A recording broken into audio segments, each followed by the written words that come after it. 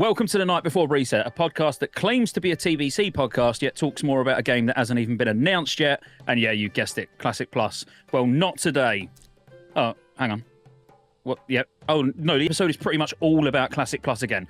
Cool. Well, before we get into that, though, let's have a little talk about the state of Phase 2, or I should say absolute state of Phase 2, to make it as, rage baity or clickbaity as possible, because, I don't know, I'm personally, I'm seeing a lot of people dropping off pretty hard in Phase 2 compared to Phase 1 so far, but that could just be my personal experience. So, Hammer, firstly, good to see you.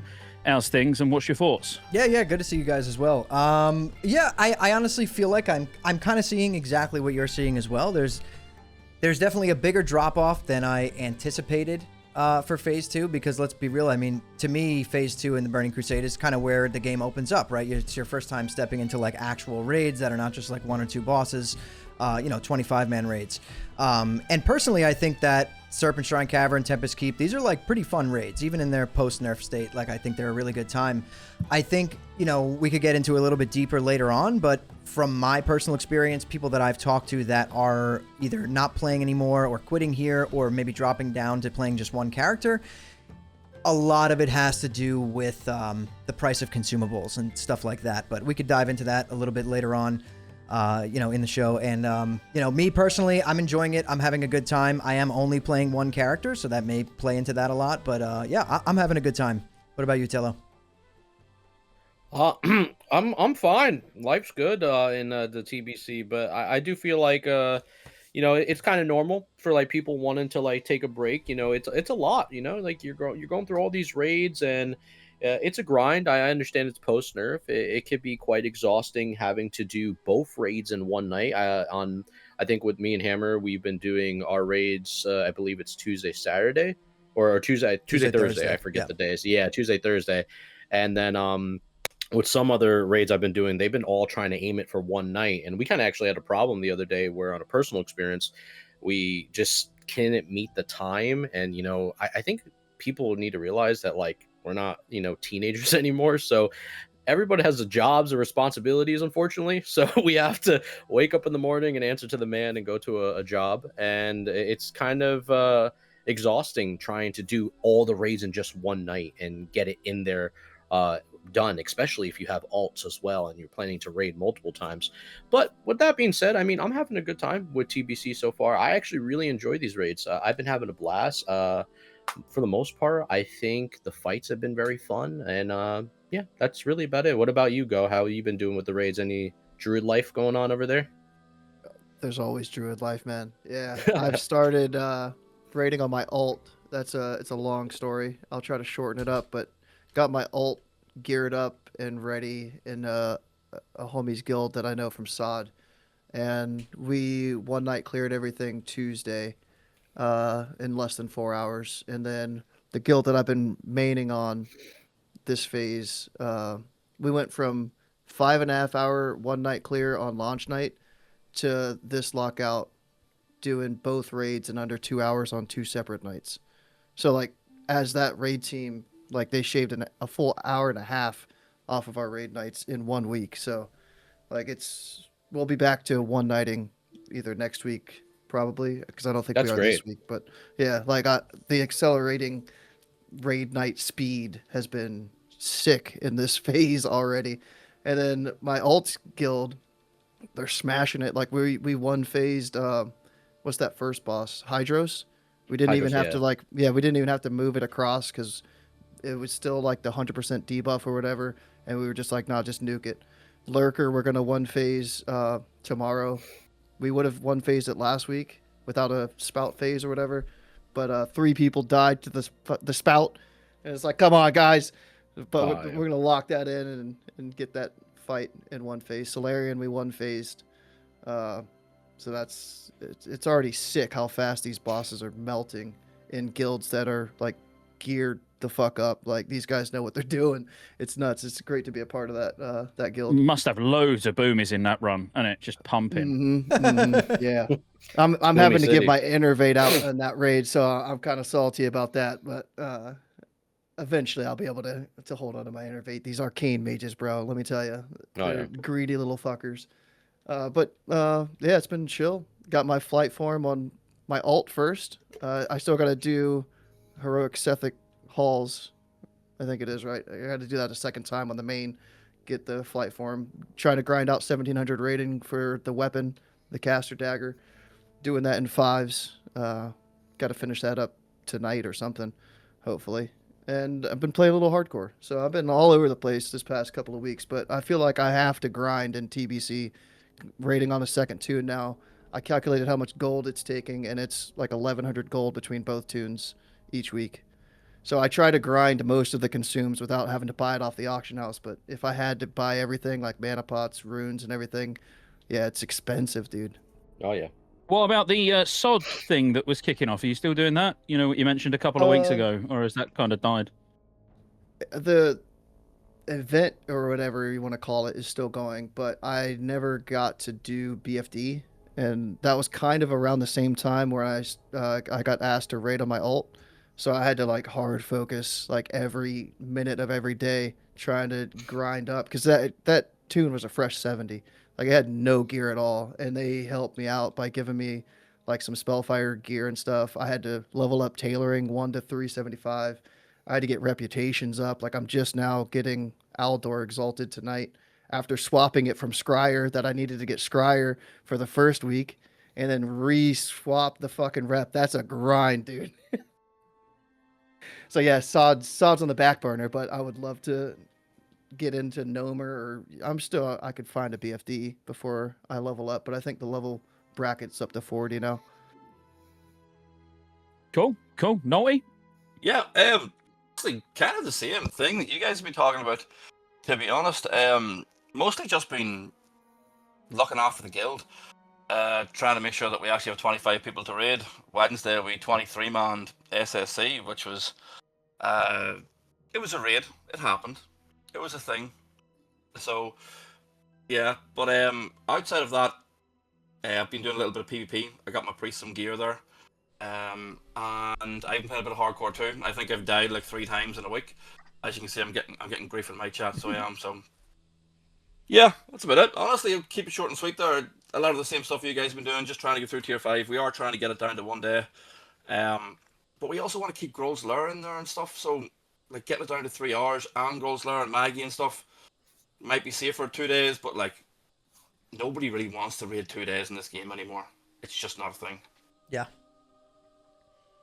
Yeah, I had 2 very contrasting experiences, as you know, Nolty. If you're happy with what you've been doing, the Wednesday SSC that he's talking about, where we didn't have 25 people. Yeah, I was there. I would like to say that me and Nolty was doing karaoke till 6 a.m. Before that raid as well, which made it extra painful because you can imagine neither of us really felt like being there. But yeah, I obviously with Nolty's guild. Yeah, getting it down to 2 days, getting it down to 1 day. Sorry, I think that's a while off, personally. But yeah, it's more of a community guild. You know, it's not a super tryhard guild. You know, it's fun to be in most of the time, but just not on Wednesday. Just forget Wednesday. I've raised it. Per raid. Yeah, it's pretty rough.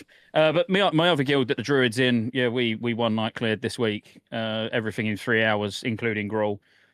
Much like what Go was saying with his guild, yeah, everything just fell over. Like, literally just, yeah, it melts. I'm not really, I never have been, I've never been a fan of tier 5. Like, my tune's not changed. You know, it's not changed from TBC Classic. It's not changed from all the TBC private servers I've been on. Like, tier 5 for me is just a Black Temple waiting room. I find, I don't like the aesthetic in SSC, and TK is like, in post nerf, the bosses have literally not got any mechanics. I'm completely the opposite of that. Black Temple and Hyjal are too easy. They're just they're a waiting room for Sunwell. But I loved tier 5 originally. I thought it was amazing, and now it's not. Yeah, it's anything but amazing. And this is when we go back a couple of weeks, or maybe more to the first. I think it was the first episode where we was talking about the PTR, I believe. And Mincy and Jerome and everyone was like complaining about for melee, like, oh god, you know, these raids are not melee friendly. Melee are gonna hate it. And I was the only one that was like, they're literally just patchwork bosses that move. Yeah, my opinion on that hasn't changed either. Literally, on my druid, when we first walked into SSC this week, I used an elixir of agility, and I still had that same elixir on when we got to Vash. Like, no deaths on trash, no nothing. Like, to me, I find as DPS, as a tank, it's more interesting. Even though, we had a wipe fest on Wednesday, I still prefer tanking both of these raids to DPS in them, because DPS in them is it feels just mind-numbingly boring to me personally. But yeah, that's what I've been doing, and I've been doing PvP with Nulty. We've been doing a lot of battlegrounds, getting my druid full PvP gear ready to do a 1700 rating push to get the weapon, because I have absolutely no option. I either PvP or I'm stuck with a phase 1 weapon still. And yeah, that's pretty much me. So while we're we've all had a little, at least brief, sort of a brief comment on SSC and TK, whether we enjoy it or not. But what I'd really like to dig into is the whole consumable stuff, really, you mentioned, Hammer, because that's kind of my main concern with it all as well. Like Go's already mentioned, over 1,000 gold a week just to raid on 2 characters. It's shocking. Take it away. Yeah, dude. I mean, to me, I went into TBC. Last TBC, I played 7 level 70s, right? I was raiding every night of the week. TBC's always been my favorite version of Classic after Vanilla. And, I went into this TBC with a different mindset. I was like, I'm going to play like 3 or 4 characters, right? Throughout phase 1, I leveled 4. I have 4 70s, and I was, I would jump into Karas here and there on all of them. A quick gruel or a mag was never quick with a pug, to be completely honest, so I'm not going to say mag. But now that this phase has hit, I am at a point where I am going to just raid log my warrior. Maybe I'll play an alt in like phase 4 with ZA when that comes out, because it makes it a little bit easier for alts. But at this point, I'm going to be honest with you, I don't know how people, like, if you can't sit and farm gold for hours every single day, like Go said, for one character to be full consumed for the raids, it's like 500-600 gold for one character. And especially if you're melee. If you're melee DPS and you're using flame caps and all that stuff, like, God bless. It's so much. That's why I've decided to just drop down to just raiding on my warrior. And I'm enjoying that. I am. And like you said, like for tanks, like this is my first time ever tanking, dude. I think tanking is so much more fun than DPSing. I was getting bored towards the end of phase 1 playing Fury. It's made me decide to play one character instead of like 2 or 3, which is not normal for me in Burning Crusade. I would be playing a bunch of characters. But I think that these consumable prices have hit a point where, and we saw this all throughout, I don't know whoever here has played through Anniversary before TBC, but I played all of Anniversary, and to me, Anniversary has had almost, without a doubt, the worst economy in any version of Classic that I have seen to date. And it has gotten progressively worse throughout TBC, and now we're in phase 2, and it's hit like an all-time high where like last week at some point on Night Slayer, I think Relentless Flasks hit like 195 gold per flask, right? So if you're in a normal guild, right, where you're not one night clearing and you're doing maybe 3 or 4 hours one night and like 2 or 3 hours the next night for TK, dude, that's like 7 hours of flasks running. Just flasks alone, you're spending 600 gold. Plus your flame caps, your sharpening stones, your haste. If you're popping haste pots, that's another one. Like, it's a lot. It has become quite a bit, and I think that it plays into what you were saying earlier, why you're seeing such a drop-off, Scotty. I think that's a major portion of it. People don't have the time to sit here and farm 20 hours a week to raid for 3 hours. It just doesn't make sense, and it doesn't feel fun. Maybe it did back in the day, but I don't think most people want to do that, and I think that is the reason for that drop-off.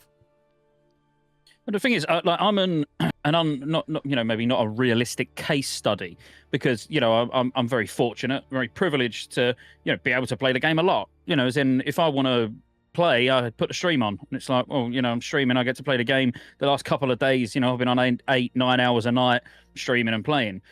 The thing is, it's not even enjoyable as someone who streams to just sit farming gold. Like, that's not, so even though I am fortunate enough to be able to play a lot more than most, it's still not the content that I want to be doing, if you know what I mean. I want to be doing heroics, I want to be doing BGs, arenas, I want to do fun content. But it's like, well, I'm very again I'm extra fortunate on the basis that we've got, in terms of in-game gold, we've got a Saudi prince in the guild that more or less buys my consumables whenever I ain't had time to farm anything anyway. Shout out to Stark. But you know, it's just a fact. Without him, I would be struggling to raid on 2 characters, and and I mean that genuinely. And it's because I don't enjoy farming. Yeah, that's the thing. It's boring. Yep, it is. Tello, what's your experience so far in terms of the economy? I just call up a couple Chinese connections and then I'm good to go, buddy. No, I'll play it. But maybe I'm not. Who knows? I guess you'll never know, really. But I'll tell you this much. I'm gonna be honest with you. I agree with him or what he's saying. I think as a person who I actually do enjoy farming. I really love farming. In Season of Discovery, I farmed my entire Ashbringer fishing. They literally fished my Ashbringer through the market because the fishing market in Sod was booming. I was sitting in Swamp of Sorrows. I was sitting in south of Tenaris, where the little gnome is off to the island on the side. I was sitting in, I believe, in Ajara. I think I was sitting over there too on the other side of the kingdoms. But I was sitting in multiple places. TLDR, all I'm trying to say is I love farming. I love fishing. I love performing the professions to get gold. However, as a rogue, you know, the problem is right now, all of phase 1, through rogue life at least, I was living in mana tombs. I was living in steam vaults, and I was living in there to farm, get my own materials, fund my own consumables. But now, phase 2, with the prices on how much things are going up, and I know a lot of people will probably say the typical casual, World of Warcraft players in the community, they'll be like, oh, you don't need any of these consumes. You don't need no flask. Well, if you don't need no consumes, please get me in your raid where no consumes are being used at all. I would love to see how long that raid lasts. I'm very curious. I just want to get in there just once. No consumes at all. No flask. No scrolls. No nothing. Nothing. Nothing's allowed. Not even your tanks need any defense potions. Nothing.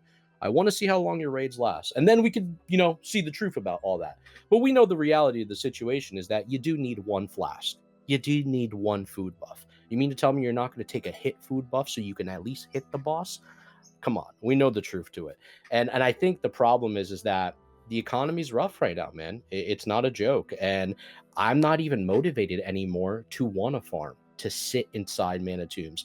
And even when you farm it so much, you get locked out because you can only do so many instances per hour. So now you're locked out from doing the very farm you love to do, because I can go into mana tombs or steam vaults and sit there and mine and disenchant, send it to my HPAL, just disenchant everything and make more money, put it on the auction house. But I feel like I'm just getting beat by the bots, like 5 to 10x. They're doing 5 to 10x more of the effort than I can possibly do within the first couple hours. So what are my alternatives? And what is the rest of the player base's alternatives? I think you guys probably know the answer to that too. I think maybe the community knows the answer to that as well. And it's unfortunate, but I mean, it's just really pricey, man. And you guys are not wrong. Like it's a very scary time when it comes to wanting to play the game you want to play, but unfortunately you're not allowed to play the game you want to play because it feels like it's getting policed in a certain type of way. So that's just my opinion. But what about you, Go? What do you think? Yeah, for the flasks, discovering flasks, I think, is part of it. Because I don't know anybody in either guild I'm in that has discovered Flask of Blinding Light. So I'm kind of forced to buy them off the auction house. And if they could just train it at this point from a trainer, then I would level up an alchemist of my own. So I knew that I had it. I could craft my own. So it's just annoying trying to just find somebody in your guild with how the roster boss is kind of hitting everybody. Like somebody's in your guild one week and then boom, all of a sudden they're gone. It's like, where did my guild? Can I add something to you real quick? Yeah. Because moving into TBC, I had 3 alchemists thinking I was going to make money, right? I have every flask recipe. I had it on my warrior. I just dropped alchemy the other day for engineering again. But every single flask recipe, and last week on Wednesday, Flask of Blinding Light was negative 42 gold profit to craft. Okay, so what would happen is you would kind of gamble, right? I would say, all right, I'm gonna drop like 2,000 gold. I'm gonna craft 20. Why I dropped alchemy was because the last time I gambled, I crafted 10 blinding lights, 10 relentless assaults, didn't get a single proc, lost like 700 gold by crafting my own consumables after discovering the recipes and all that. And I was like, okay, so this is just Then you just raged and went, this is "Fuck horse this." shit. Yeah, and I just dropped alchemy, and I was like, I'm just going engineering. I'm never doing this again. And like that is what I think bothers people the most, is that professions themselves at this point aren't even profitable in the game. And I think that is a byproduct of mega servers and bots, and like that really is why I think that. But I didn't want to cut you off. I just wanted to let you know that was a negative 42 gold profit to craft my own.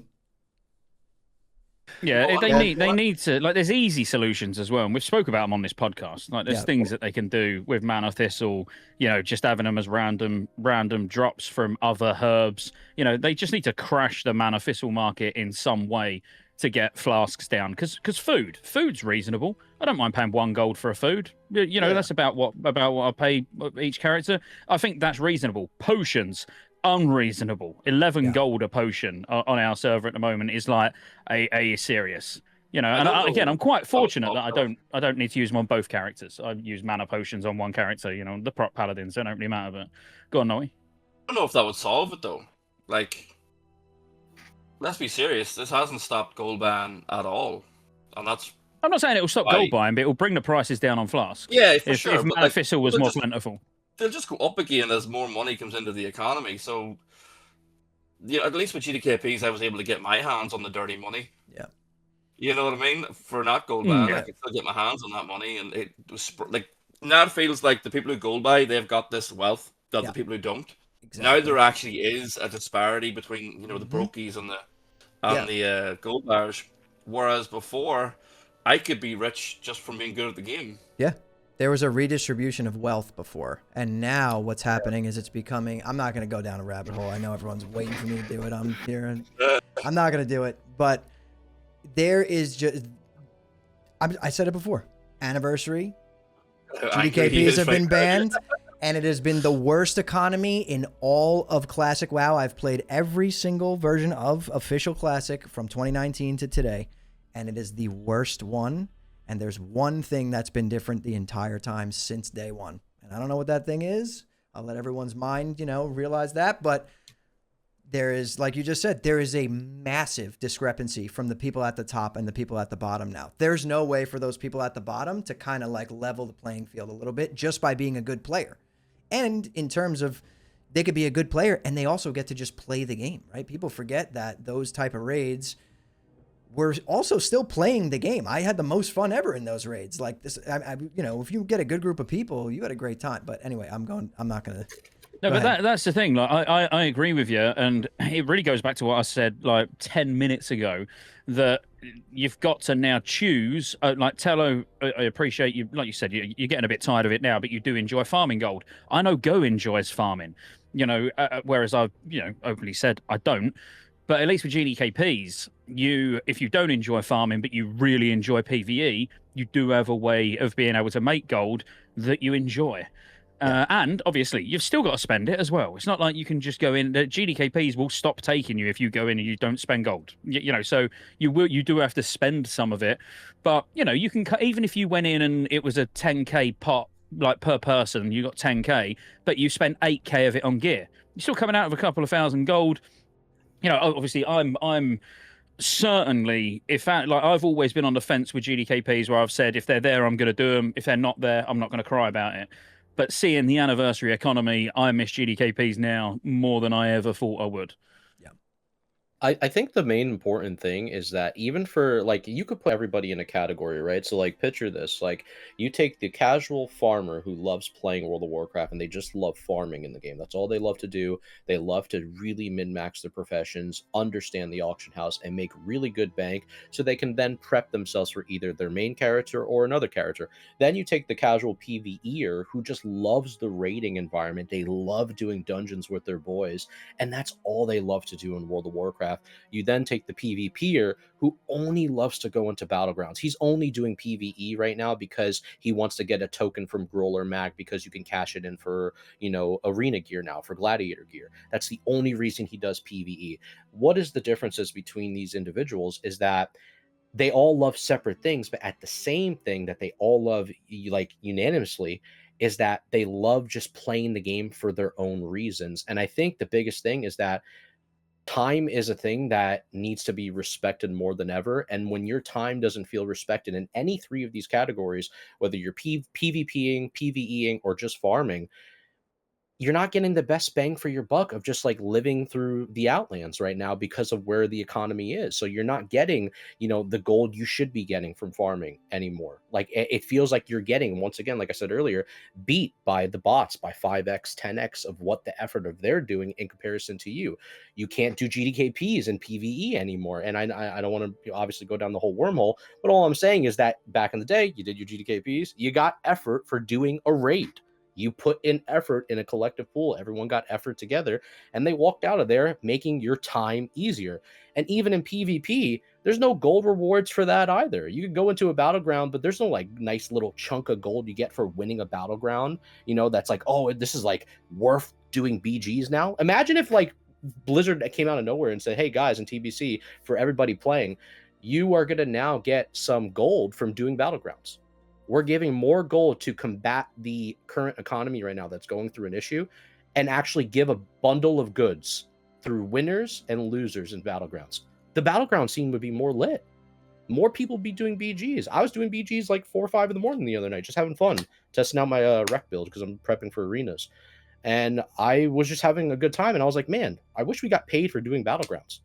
And what I'm basically getting at is that all 3 forms of way of playing the game is less valuable as the phases go on, because the economy is getting more and more and more inflated, and it's getting more pricier to live through it. And I just think it's a shame. I hopefully Blizzard can actually address that if they play their own game. Just my opinion. Well, I mean, think about it with that, with the 3 different types of people. If you add, like someone who enjoys to raid, or let's say PvE content in general, if they added a consumable vendor that was specifically badges, so no new currency, no nothing, and 1 flask was, I don't know, 5 badges of justice. Each potion was 1 badge each.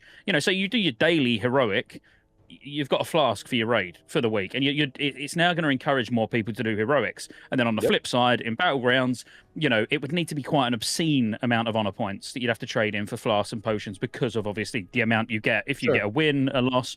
But then the same way there. So there was a consumable vendor where you can buy consumables to raid, but you can do what you enjoy, and it's not all about gold. Yes, the gold price, obviously the prices of consumables then will naturally come down as well, because there's more of them, because people will people will go and do heroics all day and get 30, 35 badges, and then buy flasks and sell them on the auction house. So it's going to start to bring that side of the economy down as well.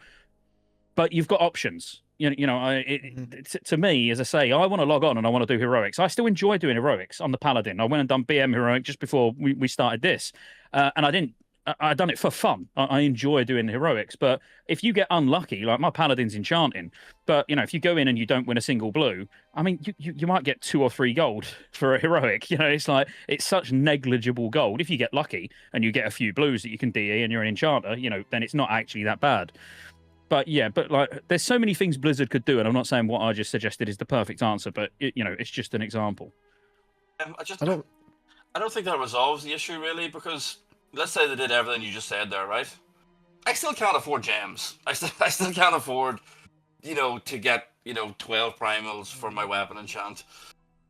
So like, and that requires. But you would be able to, because you wouldn't have to spend 600 gold on consumables. So you would have that gold to then be able to spend on gems and enchants. Maybe if not maybe, definitely. I mean, that's how it works. You save gold in one place, you spend it in another. Yeah, 100 gold is still like 10 quests. You know what I mean? It's still a long time out there pissing about for 1 gem.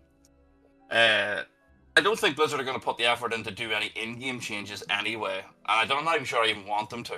So I just think they should just lift the ban. Just say forget about it. Lift the GDKP ban, you're saying? Yeah, just lift it. Bye. The balance didn't work. Just left it. This game's dead anyway in either a year or half a year. I knew I always liked you, Nulty. I'd be on board with that. I mean, I'd be on board with GDKP. She's making a return. If they returned, bro, I think I would play all 4 of my characters starting tomorrow. If they were back in, I would be raiding every night. Kara, Gruul, probably skip Mag. I would be doing everything on every character. I just love raiding. And like, if I could just play the game raiding at all times, I would. And I used to. And now I can't do that. So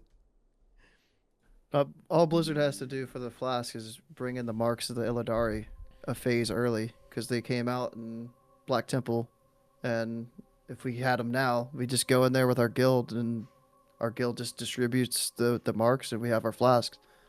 You just can't use them in the open world. You can't use them in Gruul Mag or Karazhan. Yeah. But if you're flasking in those raids right now, then I'm sorry. Yeah. I stopped flasking in those. Yeah, but that makes sense, No, Go, yeah, but I think Nulty's right in that still doesn't fix the actual problem. Like, let me give you an example. The other night, I got 2 more. I'm 3 out of 5 tier 5 now. I got 2 pieces in one night, and I was literally vendoring old gear from my bank to gem those pieces of gear. I was like, this is insane that I have to, like, if I get a piece of gear, now I'm all messed up. Like, I got to regem a bunch of things because I'm, like, trying to stay perfectly crit capped and, like, have my hit cap on there. I'm like, it's like almost getting a piece of gear. It, like, scares me when I go back to the city. I'm like, this is going to be a nightmare to fix this, and I'm not going to have the gold for it. And that's how I feel every time. It's funny you say that, Hammer, because this is God's honest truth. On Wednesday, I got tier 5 head, tier 5 legs, and I'd also farmed the emblems, the PvP tokens, to get the neck and braces, like the new version of the neck and braces. I logged my paladin off and would not log it back on until I'd farmed gold on the druid to be able to afford to gem and enchant them. Yeah. I was like, well, I'm not going on it when I've got like gear on there that's not even enchanted or gemmed. It feels bad. Right. Like it feels great that you get an upgrade, and terrible that you're like, that's another 500 gold I got to get from somewhere, like just to gem and enchant it. all right, here's the answer to y'all's problem. Roll balance druid. We don't get loot prio. We're last in line. So I've got months to farm gold to prepare for my first piece of loot that I might get in July. So yeah, just re-roll balance druid. Bro, I'll tell you this: don't roll rogue. It's not worth it. It's not worth it, bro. You can't wear any piece of gear. I looked at it. Rogue is completely useless if it doesn't get 4-piece. Because I can't break any pieces. Otherwise, I lose a 35 bonus hit rating, and I need 27% hit or more. Like you need a certain amount of hit percentage to even touch the boss. It's not even worth it. And in a rogue category, you're competing with paladin and shaman, 2 other giga chad classes. So it's like I've given up. I'm just raiding mindlessly at this point. Yeah, I got the Fang of the Leviathan. Scotty can confirm this. I got the Fang of the Leviathan this week, and I went, God damn it! That's bad. I don't want. So I was straight out. Well, when the loot reserves were getting out, Naughty, you said, I don't even know if I want to reserve this because I ain't got no gold to enchant it. You weren't even going to reserve it because you didn't want to risk winning it. What I will say is, though, a conversation that we did have, and I don't know how other guilds out there in the ether will deal with it, but we really did have a proper discussion being like, the guild bank needs to actually like earn money properly to start facilitating the raiders to get them into the raid, because what's going to happen is people are going to start dropping off, and it'll be the guild's fault because people can't afford to raid. So we were properly discussing, like, we need to sell as much as we can to start like getting flasks and gold into the guild bank. Like, that's crazy. No, I mean, you're 100% right. I mean, what's to stop people from just getting a few pieces of gear, enough to get them into Black Temple and Hyjal, within the next week or two, and being like, all right, I'm done. Call me when Black Temple is out. I'll come back. Like, especially like I could see 3 weeks from now, most guilds are going to have this down to a one night, 2.5, 3 hour thing, maybe even less. And with the extra gear that we're getting now as well, that I think, as good as it is also going to contribute to people dropping off quicker. You're going to have your normal people who get their BIS gear, get BISed out, and just dip. Oh, sorry, I got a promotion at work. I can't raid anymore. And then they're back next month when the next phase comes out. And, at the same time, you kind of like ridicule these people. You're mad at the time, especially if you're the one filling the roster. But can you blame them? Why are they going to keep raiding 600 gold for one raid night when they're already BIS? They're just there to help the guild. You can't get mad at them at this point. I completely get it. And if I wasn't part of the leadership, I would leave. TBC, Hammer, if we went back to classic TBC, as in not anniversary, the first time round, and someone said to me, I can't make the raid this week, or I don't want to raid this week, I haven't had any time to farm gold, I've got nothing, I would have been like, are you joking? Yeah. Like, you clown, get in the raid. This time round, I'd be like, yeah, that's fair enough. Yeah, I get that. I get it, yeah. Which says that there's a problem, because we've already been through this cycle once, And we can blame it on GDKPs, we can blame it on whatever, but it was never this bad to Never. the point where I would understand someone not being able to afford to raid. Yeah, I agree, man. It's the worst it's ever been, like I said. I don't think my fresh, Sorry, go ahead, go. my fresh alt. The only reason that I got geared up and everything and got all the gems and enchants that I did was because about 12K probably went into that tune over like 48 hours to prepare it, and it wasn't 12K of my gold. I probably put in like 2K, and then the guild helped me out with the rest, and like my warlock helped me with my epic flight form quest so that I could get the idol for our group. Like without the help of that raid team, like I'd be raiding on my one tune and I'd still be out of gold. But like, yeah, it was rough how expensive it was, and Yeah. it hurt me every time I had to go back to the auction house and buy more stuff. And then my guild lead's like, "You have everything?" And I'm like, "Well, I still need this, this, and this." And he's like, "All right, here," and he'd help me out. And it's like, "Well, fuck, man, thanks," but it still hurts because it's not my gold. Like, and I felt bad because I didn't put the time in to get that gold. Yep. People out here buying boomkins are that rare. Yeah, like, Yeah, I that's can't. crazy. If I had 5 gold for every person that whispered me, like even random people in the middle of the day, like in game, they're like, "Hey, are you a balance druid? Like, I need a boomkin for my raid. Are you interested?" And I'm like, "Nah, I can't make a third tune. There's no way." All right, well, I feel like we've complained enough about the economy. I am pleased that it's not just me that sees it as a problem, though, and it seems a fairly unanimous sort of outlook on life in TBC Anniversary at the moment, and it would be nice if Blizzard done anything to alleviate it a little bit. So I'm going to hand over to you, Hammer, as you wanted to mention this. You wanted to bring it up and have a quick conversation on it. So the news. Yeah. So there's not really much, TBC news, right? We know we're in phase 2. That's pretty much all the news we got there. But, we touched on this the last podcast a couple of weeks ago briefly. Like we kind of all agreed and disagreed a little bit here and there on what we think was going to be next, right? And some of us think Classic Plus is going to be next. And me personally, I feel very strongly that we're going to be playing through Wrath of the Lich King before we get our hands on Classic Plus.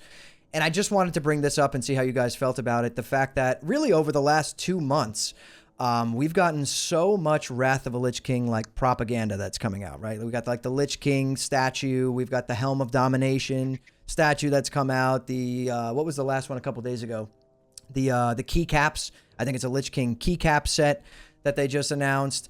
The bottle opener, right? There was a Frostmourne bottle opener. The shirt. It's pretty much endless. I think a mouse mat last month. So to me, at this point, every single month, it's like 1 or 2 pieces of Wrath of the Lich King gear or some sort of Wrath propaganda that's coming out. To me, this is gearing up towards them announcing Wrath at BlizzCon. I know nobody wants to hear that. Personally, I don't mind. I'll play through Wrath. I think it's a fun experience. We all want Classic Plus, but I just feel like this, to me, has kind of solidified that Wrath is absolutely coming after TBC. I feel it in my gut, and I just feel like I'm right. I don't know. Okay, can I just put my 2 cents in? Because I looked at this post after you mentioned it. I looked at the Wowhead post, which I appreciate on stream at the moment. You can't see it, but it will be in the edited version of the video, where there is a lot of Northrend, Lich King themed stuff. Everything that Hammer just mentioned and more. Yeah. But then there was also an Illidan, the Betrayer t-shirt, and then kind of a classic vanilla-y type t-shirt with how big is your sack, and it's just someone's bag ridiculously full with items, which is more of a classic era top, you know what I mean? Yeah. So you got that classic era, and then you've got the TBC Anniversary, which is the Illidan, the Betrayer. And I'll be honest with you, what I think everything is there with Wrath of the Lich King is that they've already announced that Northrend is the main place of the Last Titan, and they're completely redesigning Northrend. So you would imagine that there's going to be a lot of Lich King themed stuff coming anyway. that was when I looked at it. That's why I didn't jump straight on being like, I'm gonna make a video, man. Look, like this basically proves Wrath of the Lich King, because I instantly was like, it would kind of make sense that they start getting loads of Northrend themed stuff out because of the last Titan, which you would imagine is 100% being announced at BlizzCon. Yeah, absolutely. I mean, that's my opinion. Yeah. But if you think about it that way, Scotty, it still coincides, right? I mean, what is what's the expansion that just came out? Midnight, right? That takes place mostly in the Burning Crusade zones, right? Like, and we got TBC anniversary, so maybe they're kind of gearing up to do that same kind of thing, right? Like, we're going to play through Wrath of a Lich King, the last Titan, and then when that wraps up, that's Classic Plus time. You know what I mean? Like, I could see it being a thing. Obviously, I would much prefer to be playing Classic Plus sooner rather than later. I quit TBC tomorrow and play Classic Plus if they launched it, right? So I just feel like, like it kind of lines up, and what you're saying makes a lot of sense. I just feel that them not finishing the trilogy for the anniversary servers would just be such a weird move, especially with the next major retail expansion being set in Northrend as well. I think it just lines up perfectly. But here's my question to that, as evidence of anything, is where was the line of merch for 2019 Classic, and then TBC, and then Wrath, and then Anniversary, and then TBC Anniversary? Wait, did we have any line of merch for any of that? I don't know. I wouldn't be able to got a tell Lich you. King thing, I thought. Yeah. Yeah, there was a There might Lich have been King some Lich statue King or something, stuff, wasn't They always push didn't like feel Lich like- King hard. I feel like they know that that's like their bread I and think like butter. this is the first time we've ever used merchandise as an indication of evidence for anything. Well, I was to sent say, Hammer it was just that's something. why I thought it was funny when Hammer sent that in the podcast Discord. Sorry, Go. Was because I looked at the exact thing. I looked at it and was like, I just instantly thought retail. I didn't actually look at it and think classic at all. And then when he said, "Oh, like what about all this propaganda about Wrath?" I then went and looked at the post properly. And obviously, don't get me wrong, it does look very Wrath of the Lich King, because And it's what the about Lich King. the trailer, Scotty? Remember the trailer? What was the trailer? It was from the State of Azeroth. Was it from the State of Azeroth? There was a trailer within the last 6 months for something. Oh, I remember, yeah. And the I end of remember the there being trailer something was the about it, yeah. Lich King, and it was like super hinting towards like Anniversary is going to end in Wrath. I remember, and even the wording. I got to find it. I forget what it said. Yeah, I kind of remember, yeah. a little bit about it. I don't know. Yeah, I mean, obviously, I'm not against Wrath. If No, it me came, neither. I'm not convinced. My little shred of evidence that I sent Hammer the other day was, if you go to the TBC simulator site, up at the top, there's a little blue exclamation point. If you mouse over it, it says, "We're looking to help migrate our Sims to Wrath of the Lich King. If you'd like to participate, reach out," or whatever. So it's like, why would the Sim site want a Wrath Sim if we're not getting Wrath? Like, what? That'd be just like... They wouldn't know anyway. What I would say there is, if They would be let's say they did know, they're probably under some sort of NDA, and then let's say they're saying it's Wrath, but it's actually for something else. Just recruiting people. I'll give you my take on why I think Wrath's happening. To be honest with you, I think there's two sites of information. So one, I mean, as far as merchandise goes, I've seen all the merchandise. I think I've talked about this in a video as well, discussing why I think Wrath of the Lich King is coming, and I hinted towards the merchandise. I think one thing that I also didn't hint at the fact, because I was playing Diablo 4 as well, they added Wrath of the Lich King. They added Arthas, his armor, to Diablo 4, and they added Invincible to Diablo 4 as well. So that's another, I guess, indication if you want to use merge as some type of like example. But I understand where McNulty's coming from. But I think the biggest piece of information for me, more than anything, I was talking with Jerome, and we found out from this Chinese Connect that we were trying to find the active logs of what Titanforge was going through right now, because Titanforge is a Wrath of the Lich King inspired Season of Discovery like game, and for a lot of people, they might not know it's like that, but it is. Even Season of Discovery itself in America was very Wrath inspired. We had Divine Storm, for God's sake, you know what I mean? We had Divine Steed, so there's a lot of Wrath like elements from even Season of Discovery, but in China it's very much like a Wrath SOD like version. And they have actively right now close to 1 million players raid logging in comparison to 345,000 on Ironforge at the current moment, around that ballpark. That's 1 million players, unique players that are playing the game, by the way, in a RAF-like version of the game. Now, I'm not saying that's any indication that, Blizzard might go like, wow, that's kind of crazy. And then look at their watch and say, we got a trilogy here. We're going to do Classic, TBC, but then we see dollar signs. Let's skip that. And then let's go right to Classic Plus. I don't think that's the case. In my mind, if I'm a business guy and I'm trying to make bank, Wrath of the Lich King is nothing but dollar signs to fuel to the future of what's coming next. That's just the obvious. And the only reason I talk like that is because when you're Blizzard at this point, at this big, making billions of dollars a year, working under Microsoft with Activision together as a collective, you're looking at what profits. Yes, they understand the people's wants and needs more than ever. Any retail creator, any classic creator know this for a fact, that when Classic Plus comes out, it will be one of the biggest games in the world for MMO players, next to GTA 6 for everybody in the world. But outside of that, Wrath of the Lich King for Blizzard is like their Return of the King. It's their Return of the Jedi. It's their ending to a culmination of what made an anniversary the word anniversary. So in my opinion, I truthfully believe that's where the future is going, and they will be their final, get rich quick cash cow, milk the audience one more time, and then we give you guys Classic Plus. Maybe we give you a trailer at BlizzCon, no problem. But we're going to give you The Last Titan, very Northrend inspired. We're going to give you Wrath of the Lich King for the classic player base. It just makes sense because they're both moving in the same direction, just in a parallel universe. And then there you go. Classic Plus is on your way. That's just my opinion.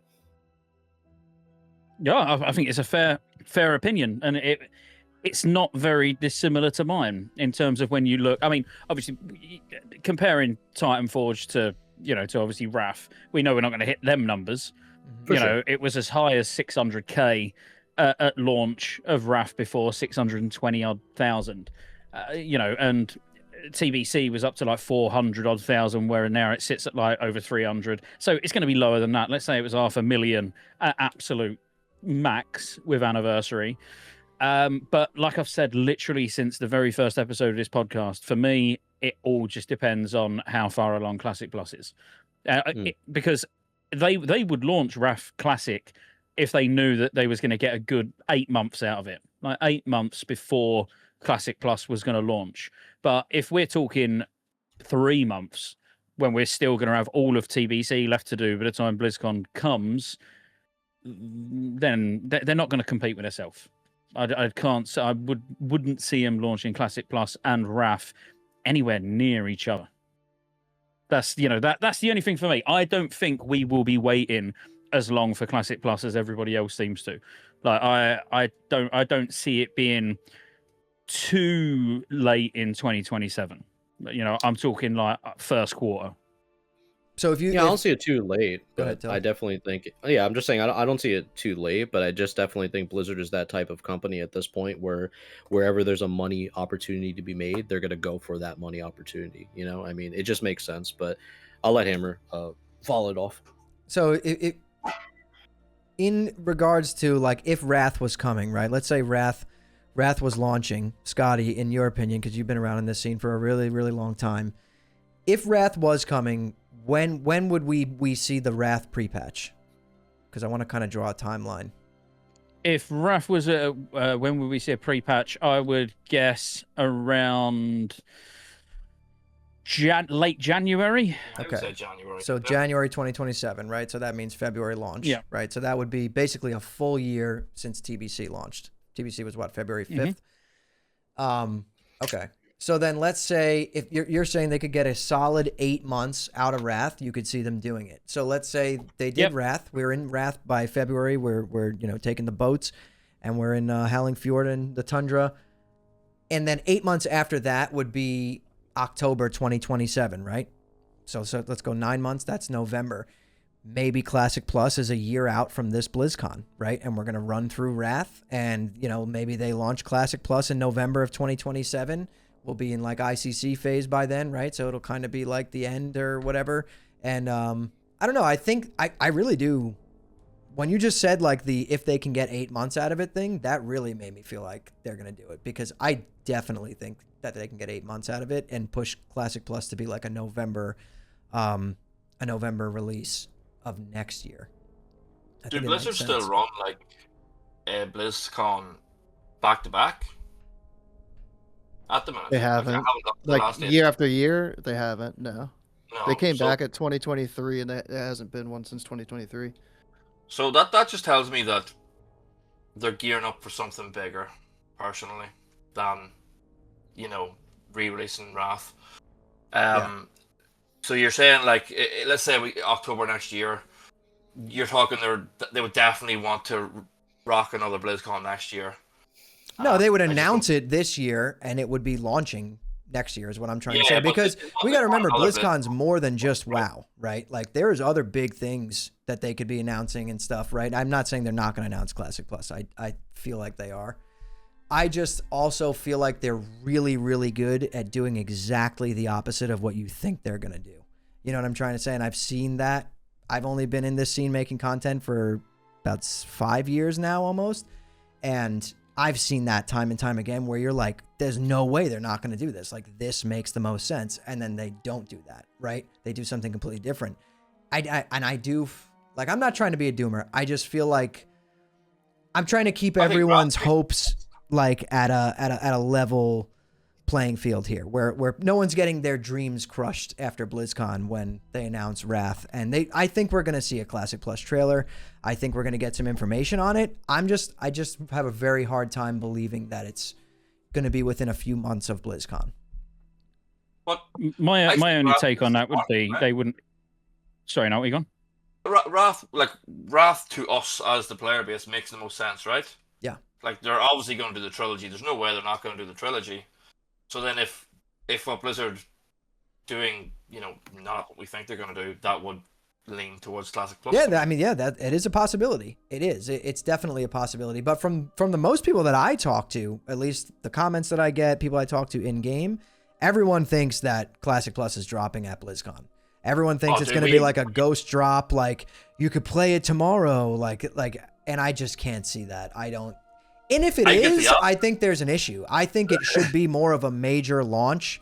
And if they're treating it as a season of discovery, I'll be a little bit worried. That's all I'm trying to say. I don't think that it should be treated that way. I think it should actually be like an official launch on its own, like a big product. So I see issues with them doing like a ghost launch or like a, hey, you could play in 2 weeks type of thing. But who knows? Nobody knows until BlizzCon, right? Like, it's tough. I just don't see it. Let's say if everything you said was what happened, I don't even think we would get a Classic Plus announcement in September. Really? Because they wouldn't announce something for a year's time. Like when have they ever done that? Or when have they ever said, you know, this is the new big game that you're gonna have? It launches in 13 months. Like, you know, I don't know. And I just can't see him announcing both at the same time. I honestly can't. I can't see on any planet where they would announce Wrath Classic Anniversary and Classic Plus at the same BlizzCon, and potentially Warlords of Draenor. I mean, you got to think about MOP, but like MOP as well. Or they've at least got to say at BlizzCon what's happening with MOP. You know, in all seriousness, they have to announce. You know, MOP's going to go into Era, or you're going to be able to transfer your characters to, you know, if they did come out and say, right, we're doing WOD, we're doing Wrath Classic, and we've got Classic Plus. No one's going to give a fuck about everything they heard before the words Classic Plus was mentioned. You know, most people, and people that I know and play with, if Classic Plus got an announcement and they said there's a beta starting soon, most people would be like, well, I'm not committing any time to Wrath because I'm not going to even make it all the way through it. Right. You know, or they'd just play Wrath literally just a time filler and not take it very seriously. So that's more my opinion. I just can't see him announcing all of that stuff where any of it's going to take away from Classic Plus, or any of it's going to jeopardize the work that they've put into the other versions of the game because they've announced Classic Plus. Right. You know, so like it would be damaging to one side or the other. I personally think there's a bigger announcement that's happening at BlizzCon that has nothing to do with World of Warcraft, actually. I think they've been updating. I've been looking at their website with the tickets, and they're updating artwork on their banners for other games that they haven't talked about in quite a long time. And I think there's a much bigger announcement than people are going to expect than just Classic Plus happening at BlizzCon this year. And I think it has nothing to do with World of Warcraft at all. It's going to take people by surprise. Do you guys know why they changed it from November to September? Was there a reason for that?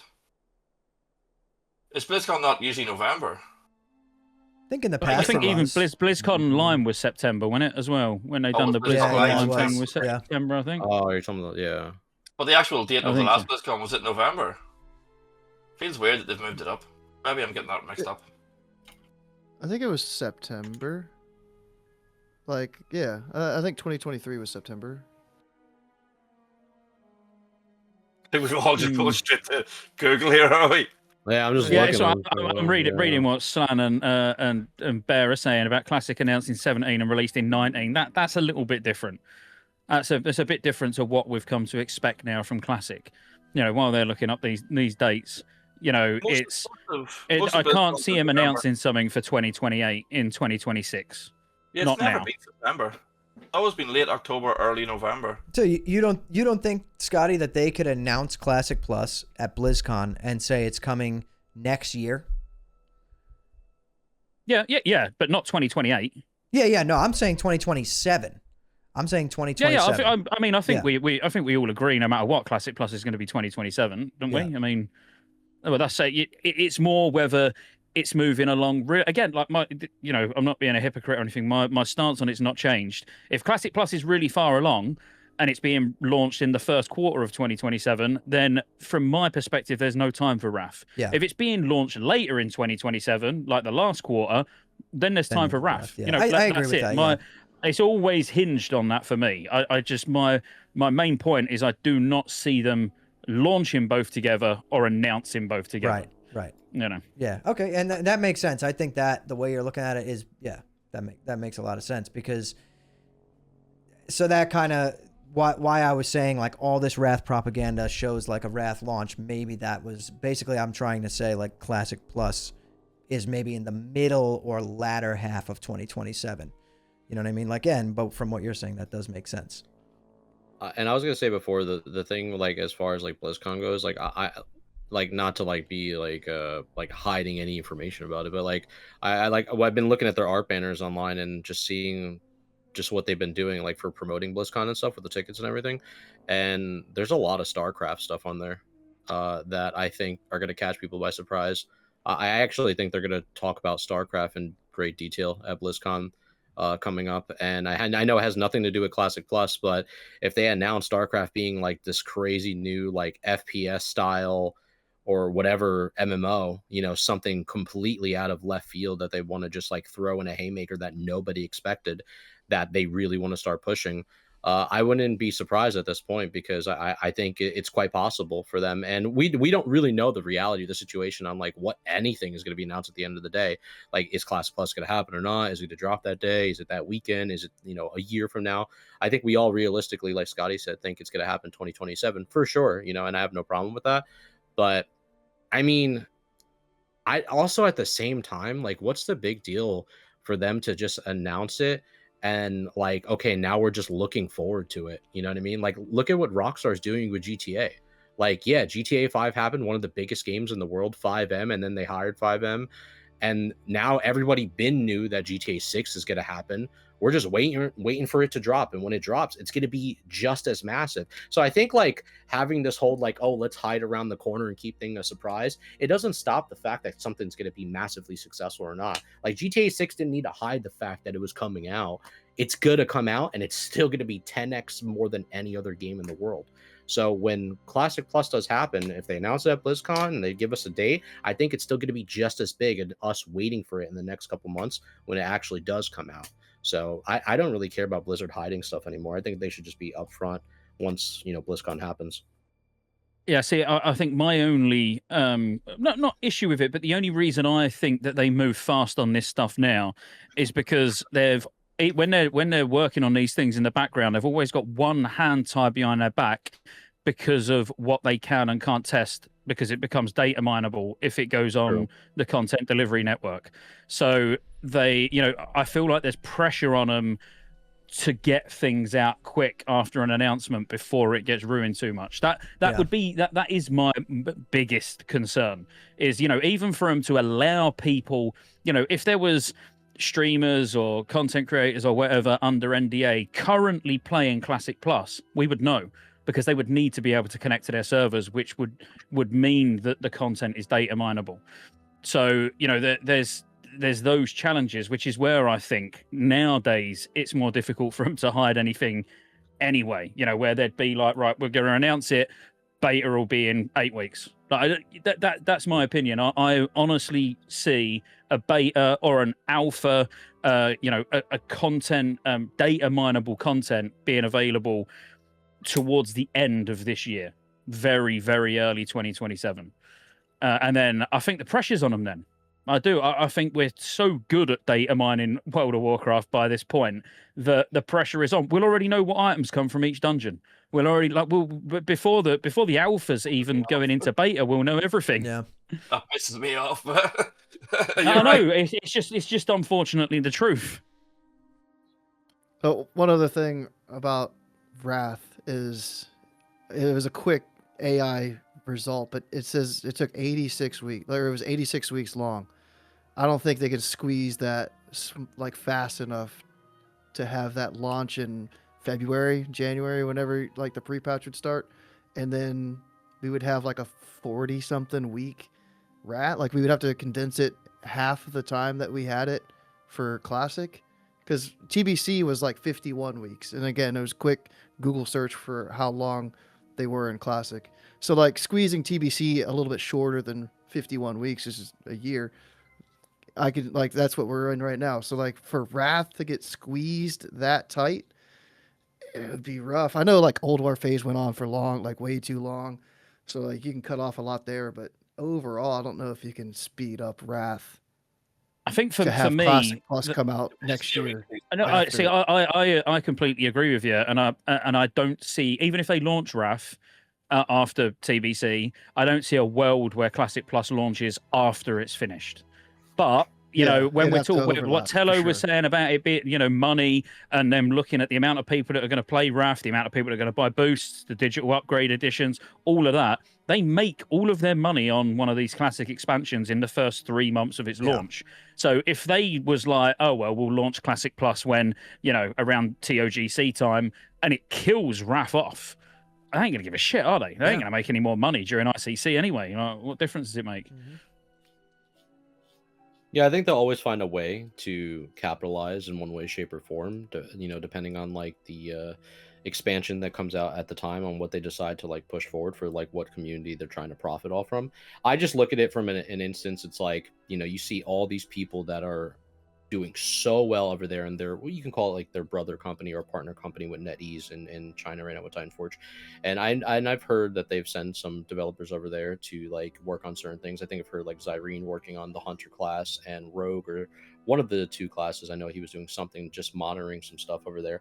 But I just really feel that, like, you know, Blizzard's one of those companies nowadays where when you look at like the quarters of the year and how much profits that they can make to meet a certain criteria to please their, you know, the shareholders of Microsoft and Activision, to please like the stock guys over there. I just, when I look at that stuff, and obviously retail's their biggest moneymaker, you know, without a shadow of a doubt, retail really carries the Classic audience, as much as like maybe the Classic players don't like to hear that. It is the truth. Like without retail, you have no Classic. As a matter of fact, like you need it, sadly, but it is true. So I'm just looking at it from the business perspective side of things. It's like, where does Blizzard truly want to put their pinpoint on the dashboard? We want to profit here from this to this quarter, because this is just going to be quicker assets for this. We already have enough assets as it is, but there's an opportunity to squeeze more money out. Do we want to miss out on that quarter through that season of potentially getting something from the Classic fan base when we know we can do it? We got you guys in Diablo 4 with all the packs over there that they're selling, from nostalgia packs, from Blackwing Lair, from MC, from Naxxramas, from AQ. We got you guys when it comes to the merchandise. You're going to go put that on your wall on the Lich King, and your new Arthas bed towel that you sleep on at night. your whatever kind of Arthas, jerk off ring they're going to use next. And like, we got you guys on everything. we got a new horse outside your yard. It's called Invincible for $69.99. We're gonna get you there. All I'm saying is, like, I guess to me, it's like I'm trying to think in the suit mind of what they want to do, and then obviously the passion side of the developers. Like you guys said, like, of course, and I think Scotty was saying, of course, they can't really give everything. I think obviously a good hint to that is when we saw the classic articles when they were putting the plus sign in a bunch of, like, on the top right of the white sheet, where it was, yeah, there's a bunch of plus signs, guys. Like, you guys know what we're doing, but we can't tell you. You know what I mean? But you know, we'll see what happens. I really do hope for the best, and I really do, more than anything, just like you guys at BlizzCon. I think the realistic, like, awesome dream that would be for all of us would just to be like, yo, Classic Plus is here, boom, no RAF, we're going right in here, holy shit, Blizzard just surprised us. That's awesome. That's the boyhood dream, I think, for everybody, for World of Warcraft. But the low expectation side of me is really leaning towards the exact opposite. But I'm looking forward to the future, and I'll keep optimistic, you know. Yep, makes sense. Well, that was your news area, Hammer. Thanks for that. That just took up 95% of the episode. I mean, I figured people want to hear. Everyone talks about this all the time, you know. Yeah, no, it was good. That was good, and it's good that we're not all just sat here with the exact same view. Some of us think we're getting RAF, some think we're not. Oh, yeah. We've all put our reasons for and against over. You know, everyone who's listening can make their own mind up on what they think. So, right, we're going to move into the main episode topic, which we've got about 30 minutes, let's say, which is Classic Plus, funny enough. And it's going to be what it is. Like, people hear Classic Plus all the time, probably, and, you know, if they're just playing Anniversary and they're not watching 20 different, you know, YouTubers a day, it probably can be a bit confusing. So it'll be interesting to get everyone's take here on what Classic Plus is to them first, and see if we can at least agree on something. I mean, that would be great. So let's start with Go. You know, when we talk about Classic Plus, when we eventually get that trailer and it launches in 2029, what does it look like for you? It can honestly be pretty basic. I'm not saying like hands off on a lot of changes, and like 1 to 60 is pretty similar to what we have right now in Era, but like big talent reworks would be nice. Gearing while leveling, gearing from dungeons would be nice, different. I don't really need too many new leveling dungeons. I would like, hopefully all that's at level 60. We get some extra stuff there. Even the raids, like I'm trying to keep myself from too high of an expectation. If we go back into Molten Core, I would be fine with new gear, like new balanced gear. Give you some new tier options for Boomkin. The specs that didn't get tier sets like Rep Pally. I think even like DPS Warrior, all the tier in Molten Core, I want to say was Warrior, tank. New healing sets, like just stuff like that was totally fine, but I want new talent system. The same thing if you want to spend like 5 points each tier or whatever, don't make it like Kata or Mop where you have like 1 of 3 options. Like that type of system sucks. New spell like cost, like there's got to be some balancing so the leveling process is easier. Like Sod for Boomkin was so good, and that's my only real like point of direction is like how balanced Druid felt in Era versus Sod. In Era it feels like shit. You cast like 2 Wraths, and that's like how you're introduced to the class. You cast 2 Wraths, you have to go up and staff something to kill it as a druid, and it's like, what the fuck is this? And then you go on Sod and you've got like Star Surge, you've got Starfall, and you're just like running around. Wrath costs no mana. So if the starter zone feels like shit for me, then that's gonna have a real bad taste in my mouth for a while. I'm just gonna be all moany and groany, like, what the fuck is this? Let me just log back onto Era if I want to be miserable. But like a lot of 60 in-game content. You know, new quest change to get us there would be cool. But even bigger quest chains once you're level 60 to go through and get some gear, get some pre-raid gear, whatever it happens to be, would be nice. Explore the new zones, like all that everybody says, that's cool. Add some shit into Ashara because I never go there as it is. So yeah, get me to go to places I'm not usually going to. But like new races, new classes. I don't know about seeing like Worgans. Death Knights, keep Death Knights out. Monks, I don't want to see monks. But like new combinations of like race and classes, totally fine with that. If I could be a troll druid, sick. If Alliance has a second option for druid, hell yeah. World buffs though. Yeah, Like, I mean, I don't yeah, know. we'll I don't we'll know get about into no more world nitty buff. gritty. Okay, yeah, yeah. We'll get into more nitty gritty. Cool. That's a good, that's what what you see Classic Plus as, and we'll go do a quick like that, just what it is to each of us, and then we can really dig into the detail. So Hammer, obviously, if you're just going to say pretty much the same as Go, just add anything on. My vision for it is might be a little bit different than most people. I think as I get older, I tend to enjoy the slower portion of the game more, I've noticed. And I think personally that my version of Classic Plus, if I was crafting my perfect version, would be, very slight changes to classes and things like that to make them a little bit more playable. Maybe like TBC-esque, not as far as Wrath maybe, but somewhere in the realm of how classes feel in the Burning Crusade. And I think that personally, for the game to have longevity, it would need to focus way heavier on the 1-60 aspect of the game. Because in my opinion, we saw with Season of Discovery that if the game focuses mainly on endgame content, which Season of Discovery did, every single phase was an endgame piece of content. If they are not in a mode where they can pump out new raids every 2 or 3 months, you're going to see a massive drop off in players. Everyone gets bored. Like, look at the Sunken Temple debacle, right? So if they focus on the building out like the core game, right? Yeah, new raids and all that come later on, obviously, but like making the 1-60 different and new and adding a lot more content there, horizontal things like dueling tournaments, stuff like that, fun stuff. I think that would be my perfect version of Classic Plus, where like you are not having FOMO about rushing to 60 by week 2 so that you can clear this new raid that they already put out. I don't even think they should put out new raids in the first 6 months of the game, unless they're like level up raids like they were doing in SOD. I think that's where the longevity is, right? If you look at every version of WoW, every single version of WoW has its drop off towards the middle of like a raid tier, right? Middle to end of a raid tier. And if you look at the one version of WoW that people always go back to and play, you guys said you were playing it earlier, you're playing hardcore, it's vanilla. And that's because that 1-60 portion of vanilla, even 1-30 for most people, is just like peak. It's peak nostalgia. It's cozy. It's relaxing. People are comfy with it. They love it. And if they could expand that would be like my perfect Classic Plus. I'm guilty of it too. I've been playing hardcore the past 2 weeks. I've been loving it. Like, I've been having a blast.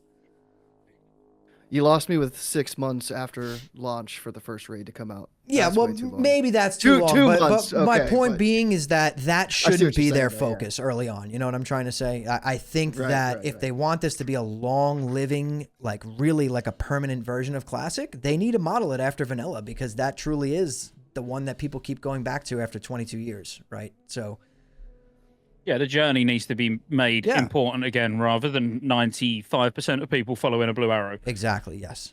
That's in one sentence that sums up my Classic Plus. Got it. Nolty, go on. I think it's going to be very Turtle Wash, to be honest with you. I think it's going to be new zones, minor changes to the class, going to be very vanilla.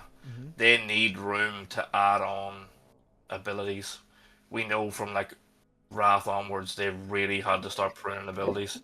I think it's going to be 2-button rotations instead of 1. It's going to be very simplistic.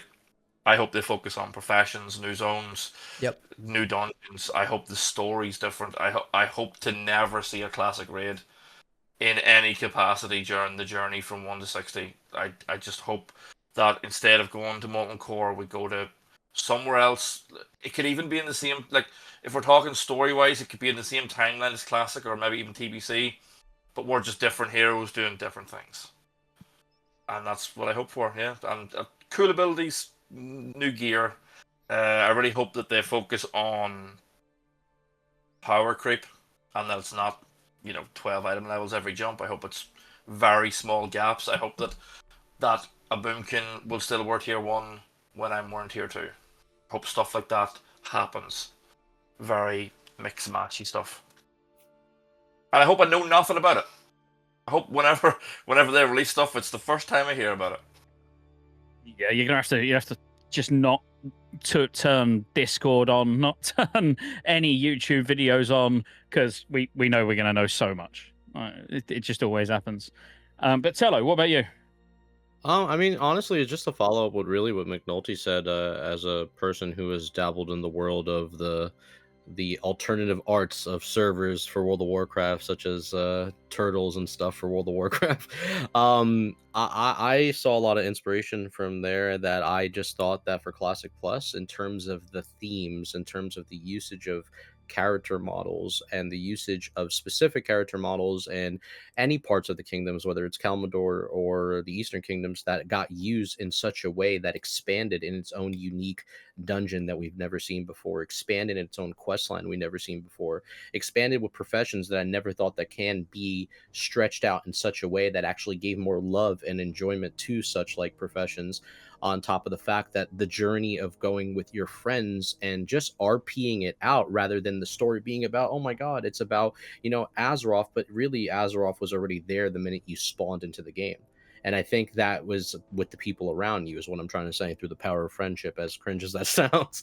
But I do think that it's really is what all matters for me in Classic Plus, is improving the journey, making the journey feel like it's worthwhile, that you love every new area, zone, quest, dungeon, etc. And also, like, another thing that, like, for me, that I think is very important too, is that, I think one thing is that a lot of people look at classic PvP and it's usually looked at as like a joke or a meme or a laugh. But I do think love for the PvPers with new battlegrounds and shifting day and night and snow cycles and hurricanes and like thunderstorms and actual weather cycles within battlegrounds that happen actively, every time a flag is captured, and a change of weather scenery that affects the battleground. I would love to see that I've seen in other versions of the game that we shall not name, but I never saw it in, classic WoW, outside of it raining every now and then here and there, and stuff like that. But I would love to see some type of dynamic weathering and scenery changes within BGs, and maybe even some more love for PvPers that, they don't always just like raiding, but they just love living out in the world. And there's some type of incentivization system for them, whether that's a bounty hunter system, some type of new gold method, etc. And also, I would love to see, more than anything, actual in-game GMs like play the game. Good luck.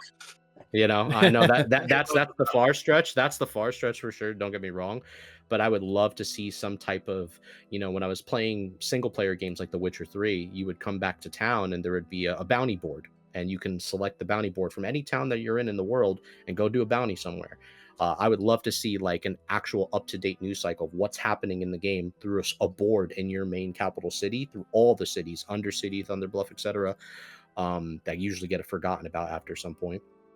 That just keep up to date with the community and the players, such like the OSRS GMs do with their player base, where they update their players, they keep in touch, they let you know what's going on, etc. I would love to see that type of support for my dream of a good Classic Plus. Cool. Yeah, and I mean, mine, I'm going last, so obviously I'm not going to have very much to say, because honestly, you have said most of it. And Tello, you touched on something in a different way to what I was gonna because you were talking specifically about battlegrounds. But I'd love to see everything that you said, a world basically undiscovered, not solved. Like yes, the zones might look similar. We go into Duskwood and you're in Duskwood. You recognize the zone, but it's not like, oh, all the same quests, but there's like 2 extra quests here that you can pick up. But, outside of those 2 quests, everything else felt the same. I kind of want the script ripped up, and they're more just using the zones as a starting fresh with a familiar aesthetic. Like that's a big one for me. But what I'd love to see, and what I've seen work well in so many other MMOs, is dynamic events. And I mean, we've had kind of in SOD, like the Stranglethorn Val PvP event thing, that weren't dynamic. You knew when it started. But, if you're just running through a zone at level 20 odd and you're questing, and then the Burning Legion start, portals open and they start invading, like the invasions that we've had in pre-patches and stuff like that, where it's not predictable. It's not so rewarding that you need to like have people waiting 24 hours a day to all form up and go and do it. But when you do see one, you're like, oh, that's cool. But so it's regular enough that everybody gets a chance to do it at some point. But I really like dynamic events, even if it's something as simple as a mob spawns and says like, oh, I need help getting from Goldshire to Stormwind, and then it's something that's starting to get attacked, and everybody who gets involved and escorts it there, you just get a random bag with a green item in, or something like that. But those things that are just starting, so the world always feels alive and it always feels rewarding to be out there, because you never know what's gonna pop up, because that is stuff that they can add all the time. It's not like, oh, everyone's going to farm this because it gives the best items. It's like, no, it's just random what you get. You might get lucky and get a blue, but it's not like there's never going to be best gear coming from it. It's more like it's just something fun, and they're things that they can just be adding every content patch. And then when you see it, it will feel so good. You've been farming in Felwood for 3-4 months, and then all of a sudden there's a new content patch, and Felwood has now got something dynamic kicking off that you're just running through and you've never seen it happen before. That's Classic Plus to me, is where it's you're sort of rewarded, and it feels really good just to be out in the world and not sat in dungeons all the time, not sat in instances all the time. And I think dynamic events are just, again, I've seen them work so well in other versions of the game. And then the only other one I know was touched on, but was professions. I'd love to see professions really be meaningful and interesting, because they've tried, even in retail, they've tried. And don't get me wrong, the profession systems in retail are very convoluted and maybe unnecessarily complicated to new players.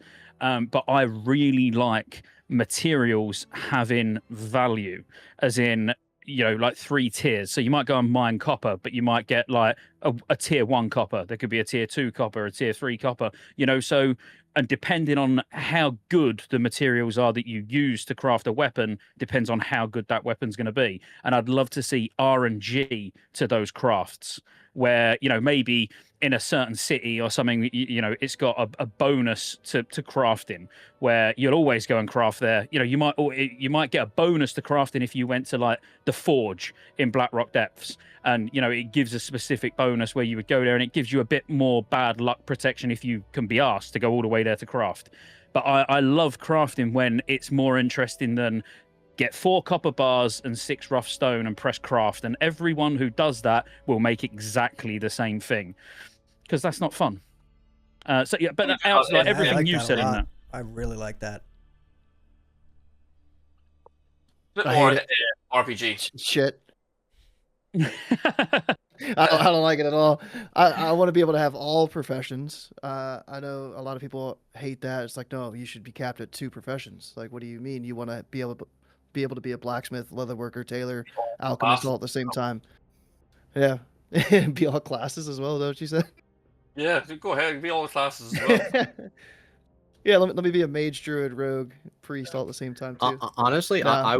as a person who likes professions myself, I want more areas to do professions. Like for example, I think in Season of Discovery we had an opportunity to fish within the new zone, which yeah, I love fishing in general. I was a big Sega bass fishing guy back in my day, so I love fishing. But even just like mining or tailoring or any gathering profession, I think it would be so cool to have like other areas. Like for example, if like Ironforge got expanded and we got to go through the airstrip and actually go through like the mines of Ironforge and go deeper within and see what the dwarves actually did, and go within there and there's actual rich materials to mine within Ironforge, or other places to fish within the cities. And even in Storm, when you have that giant gator or that's down there, the big crocodile that's just swimming through there. Can we go under the canals? And is there a deeper area of Stormwind that there's rich materials down there? In any city as well, even for the Horde End as well. I know I'm just theory crafting, but for me, more exploration and, like Scotty said, the expansion of such professions. I think it's just a nice touch for World of Warcraft players for our whole entire life, guys. I mean, bro, what do you do typically as if you're a plate wearer, right? You're going for Lionheart Helm. You're going for, the typical weaponsmith. You're ready to go into Molten Core with your 38 other warriors with the same exact equipment, and let's go zug it down, boys. I guess one of these top guilds are gonna clear the raid in 25 minutes because they all had the same gear that they crafted. I think that's cool, but after some point, like, it's nice to evolve. And I hope we can, even if it's not like as much evolution as we want for Classic Plus, but I think the right step is to evolve in a way where something new is not always a bad thing. And I want to see something new. And I think every Classic player at this point is yearning for something new. That's why they get envious of retail players. It's not that they hate retail people. They just don't like the fact that retail always gets updates every day. And what does Classic sit with? Well, I guess we'll see you guys in Black Temple in a couple weeks. That's the news. You know what I mean? Like that's it. And we're struggling with a GDKP, non-GDKP economy in TBC. That's it. So I genuinely believe when Classic Plus happens, it needs to feel new. And once it does, I think a lot of us will be very passionate once again, if we're not already. But you know what I'm saying. I think it's a delicate balance. It needs to be the same, but different. No, of course. It's just like, I just don't want to go through Classic Plus and it's like, oh my God, we're back to Molten Core. Let me get my blacksmithing to 300 or 150 or whatever. Like, let me get my professions maxed out again and roll the same exact stuff. Like even as like a paladin player, okay, let me back to Molten Core. I'm gonna be useless all the way to Nax. Like, I don't want the same stuff again. I want to see something that is fresh and that takes risk, that is like actually enjoyable, and it's like holy shit, like Scotty was saying, we go to Duskwood and it's like, wait, I don't remember this quest with the Worgans, or excuse me, the Nightbane over there. I don't remember this quest with Blind Mary, and you give her this item, she gives you the comb, you have the quest chain, or the Legend of Stalvin where you went through this whole thing, and now it's taking you to different areas. It's like, wait a second, this is different, this is new. I want to see expansions on these quests and expansions in these areas and fun little detours of routes that we've never seen before. And I think that to me is what Classic Plus is, and the journeys with your friends that you go through more than anything. No, yeah, I agree. Go. I'll just say no random stat things for procs or for crafting, but if it was different colors, like you got different like red helm, like blue, green, or whatever, you craft the same item, it will just look different. I'd be fine with that, but like I can't stand stuff. When we say random, no, when I'm saying random, I mean more the better the materials you use, the better the result you get from crafting. Like the randomness can almost be eliminated. Like if you use absolute dog shit materials, you could still have a chance for it to be decent. It might sort of be at tier 2, but like if you use the absolute best materials, then you are going to get the absolute best craft. That's kind of how I see it. And it's you're guaranteed, exactly. And that's how Star Wars Galaxies was. Star Wars Galaxies had the best crafting system that any MMO has ever had. You could literally be a chef, and that was all you've done. You never had to fight anything. All your time would be spent setting up harvesters, getting the best materials, and then everyone would know they go to you for their Viserion brandy, for example, which was a drink you would get. It gives the good crafters that put time into it to always using and farming the best materials. It gives them an identity on the server as well. Which is what I like. I like that. It's like, anyone can, get a profession and make shit, but I think professions should kind of be rewarded. And I know what I would be complaining about right now while I'm midway through this sentence would be, but bots are going to ruin that, because bots are just going to farm all the best materials and then sell it. Well, now that's a problem for Blizzard to sort out, isn't it? You can't like limit game design because you can't police your servers properly. I agree with that 1,000%. I think that's such a perfect way of putting it, because like if you limit your creativity and you limit how far you're willing to go to like see your dream come to reality just because you're scared of a certain side of the game that does exist, and we all know it exists. But to be honest with you, if you're scared of that, then fucking do something about it. with all due respect, I'm not trying to like curse and be like rude, but like actually do something about it then. If you're willing to take the risk and achieve that dream that is scary and you know it's going to cause failure, but you're afraid of this one side that even though it does give you guys profits, we know it does. Nobody's like sleeping under the bed here or under a rug. Like we're obvious aware that bots make profits, you know, for any MMO. It's not just Blizzard, by the way. It's any game that has RMT. We know that already. But still take the risk and make good decisions and make fun decisions that your community feels like they're a part of that, and we'll reward you for that. Like we want to give people money. Like any gamer that plays a really good game wants to invest more money into it because why? It creates community and fun and engaging environments. But you guys over there, if you guys don't take the risk and then it's still the same old, you know, fiasco of like bots ruining all these materials, yada, yada, yada, that's on your end. That has nothing to do with us as the creators, the community, the players, nothing. So just man up and put GMs in the fucking game. that's the best thing it needs GMs. I mean, I agree with that. Like it would be great to have GMs. Like honestly, it can be community veterans. You know, it's not even got to be a paid position. People are so passionate about the game that people would say, yeah, I'll have the responsibility of being a GM and I'll do it a couple of hours a week. You know, that's it. And then when a report goes through, they look and go, this guy's been reported for botting. They're invisible. They teleport. They watch him. They try and message him, maybe move him somewhere, see if it breaks his bot. You know, it's like, right, banned, done. You know, and I appreciate that. With a game this size, there would need to be tons of them, and that's why I'm saying it would be. You'd want more it being a passion thing rather than it necessarily needing to be loads of paid GMs earning money. You know, because I'd do it honestly. If they said, "Oh, we'll make you a GM," like, can you commit to doing a couple of hours a week? I'd go read through tickets for a couple of hours a week and personally go and investigate things. Yeah, it'd be good stream it would actually be fun. Oh, it'd be great stream content. It would be Can sick. you imagine? It would. I would do it. I literally, all I would do is teleport to Jerome's raids and just kill him repeatedly. just as they're about to kill a boss, I'd wipe their raid. Honestly, honestly, I think he does that himself perfectly. He doesn't need a lot of help. But anyway, I'll move us on because that was brilliant. You know, as in that was some really good points about everything, to be fair.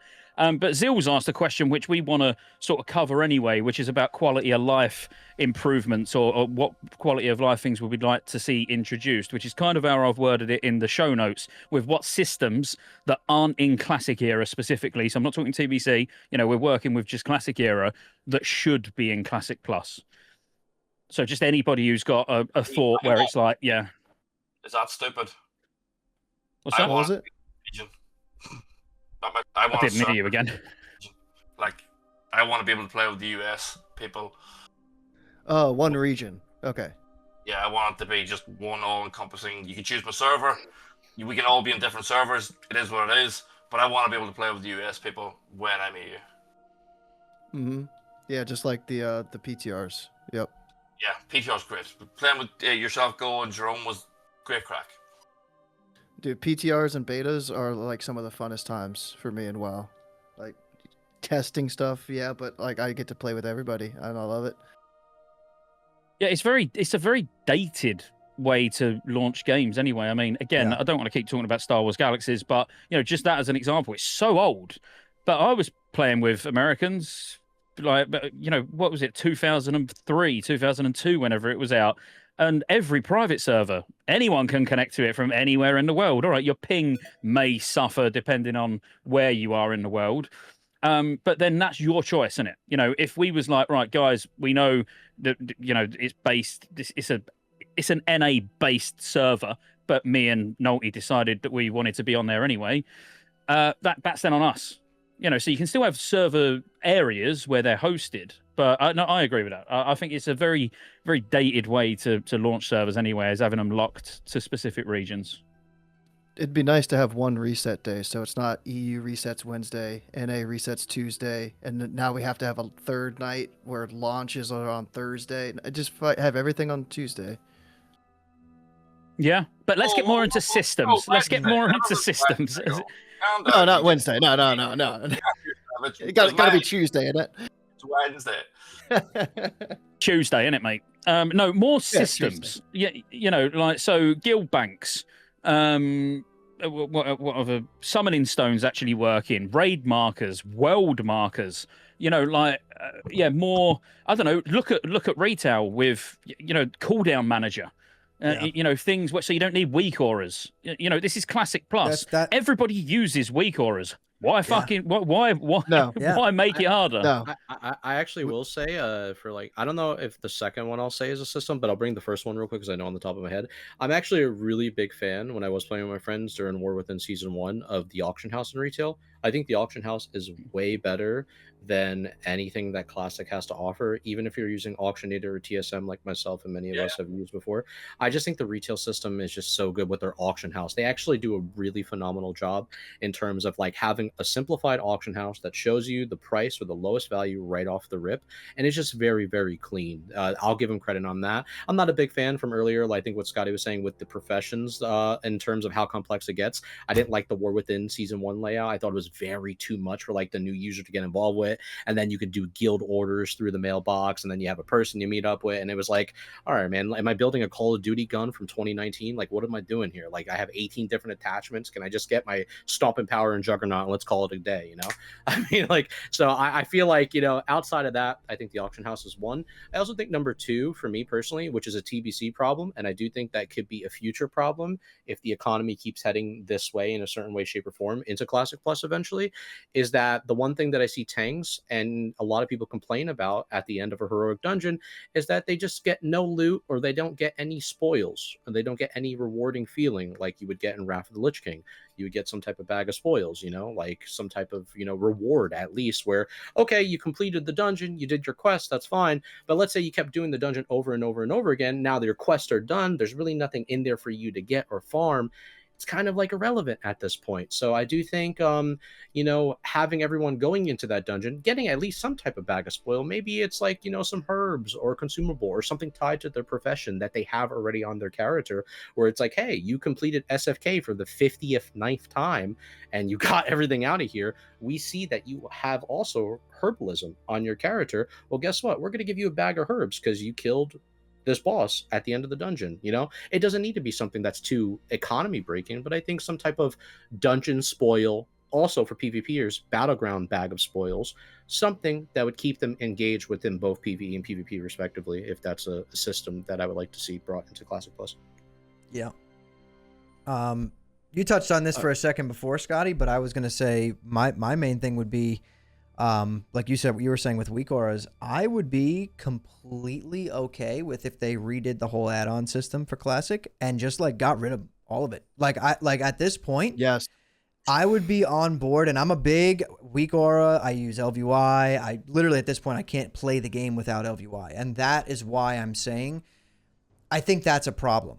I had a new friend actually want to try. He reached out to me because he knows I'm a big WoW player. He's like, oh, I want to try and get into WoW. He's never played it in his life. To try and explain to someone to download 20 add-ons to just play the basic game, you need Questy and all these things and edit your UI and all this stuff. It's a lot. And I think that entire system of using add-ons, I think they could really, especially in Classic, trim it down to pretty much nothing, right? Give us like a basic UI editor, an in-game, version of like details where we can track interrupts, deaths, damage, healing, all that stuff. Questy in there, an in-game Atlas loot, and call it a day, right? Give us the cooldown manager that you put in retail. Like, I think that putting everyone on that level playing field would also make a massive difference, because I think especially if you're trying to bring new people into the game, it is alarming the amount of add-ons you need to explain to a new person who has no idea what an add-on even is. Think about that, right? This person just downloads World of Warcraft. They have no idea what they're doing. There's no tutorials. There's no nothing. They just jump in the game. They look at your game, and it looks like you're playing a completely different game. So that is a major system that I would love to see overhauled. Like, I would be completely okay with them just nixing every add-on. Just get it out of here. Put an alternative in, like if it's an essential thing. That also helps them design content for the masses, right? If everyone's on an even playing field in terms of add-ons, they can design content around that. Content that is not broken by weak auras, right? Something that would necessarily make you think or position yourself correctly but you have, a little lady in your ear saying, interrupt now, step left. It's like, it's almost kind of stupid. So it trivializes every little thing they put in the game. And that's what I would like to see. Go on, Go. You've got an opinion on this. I can tell your face is getting angrier and angrier. Go on. I just hate weak ors. Like, I hate that people are able to have the little lady in their ear tell them exactly how to play. I like actual raid leaders being able to call stuff out in the middle of a raid attempt. Like, and I raid with Jerdy now, and Jerdy is like trying to get everybody to download bigwigs or whatever, so he doesn't have to say as much on comms. I'm the exact opposite. I love it when a raid lead's like, this mechanic is coming out, guys, get ready, get in position. All right, you messed up, get the fuck over here. Like, I like a raid leader being the only one like calling shit out, but that there actually is a raid leader. If I were to download bigwigs myself, I feel like I wouldn't even, like, why am I on Discord then? Let me just log into the game. What's the point of a raid lead? I have an add-on telling me what to do. Yeah. So I just like having a raid lead. And there's the visual I think element the problem too. is, Go. Well, I think the problem is, like, overall is the different, how many different versions of just the same basic thing there is. Some use DBM, some use bigwigs. Most guilds require you to use Foges, and then someone's got to get Foges because let's face it, not everyone's paying for it, and they're sharing their version of it, and it's just a mess. So I kind of wouldn't be okay with no add-ons. I think add-ons should purely be aesthetic. Yeah. That's it. It's not going to change, like kind of what they've tried doing with retail. We need a built-in damage meter. We need cooldown manager. I know you said no straight away, Go, when I said it, but I do want. I think most people like ways to be able to display their abilities in a way that suits them, like timers. You should be able to have dot timers and Your stuff like that, personal which is all the ability's cooldown fine. manager is. Yeah. Yeah, it's only yours. Yeah, cooldown manager is only yours. Yeah. Like your and then, UI is cool, and then how it's you basic have, edit like, mode. 6 things there. Yeah. Yeah, and I like get so that, you would be yeah. able to do that. I basically what my classic TBC UI looks like is exactly what my retail UI looks like on the Feral. But I don't need add-ons on retail to do it. Right. I need weak auras on it. So it's like I would be all for that. But that you got to remember, we're talking about something now that could really upset a lot of the classic Andy community. Where they're like, oh, we don't want retail stuff in Classic Plus. But for me, I think when there's sensible things like that, where it just makes it more approachable to a new player. And I mean, the key thing that you said out of all of that, Hammer, for me, was they don't need to have weak auras in the back of their mind when they're creating new fights. Yeah. It's like, well, you can't use them. So whatever, everybody's going to have the same experience in the raid. Yes. And I like that. What about Leatrix Plus or Leatrix Maps or Leatrix Maps, however you say it? Now, you're talking about a new world here, right, with new zones and all this. You could check a box on that add-on that just shows you the entire map before you discover it, right? Stuff like that would be gone. It would keep almost like if you trim down all of these add-ons and like Scotty's saying, make them just pretty much aesthetic, it helps keep the game in like an undiscovered state for longer and for new players, and everyone is on like a level playing field. And I think that there's a lot of value in keeping it that way. I just don't think it does keep people on even playing field. Even in the world first race that happened in retail, there was an add-on that took over a boss that Blizzard agreed to after their philosophy of taking away add-ons. I think just let the world go wild and let the classic community make up their own mind with all the add-ons at their own fingertips. And I was a new player and I learned how to do add-ons. I don't know a person in WoW that can't do add-ons. I've never heard anyone quit because you had LVUI and I didn't. Yeah, but my point is people coming playing from other games, right? When they're like, well, how do I know where this quest is, right? You say, oh, you download Questy, right?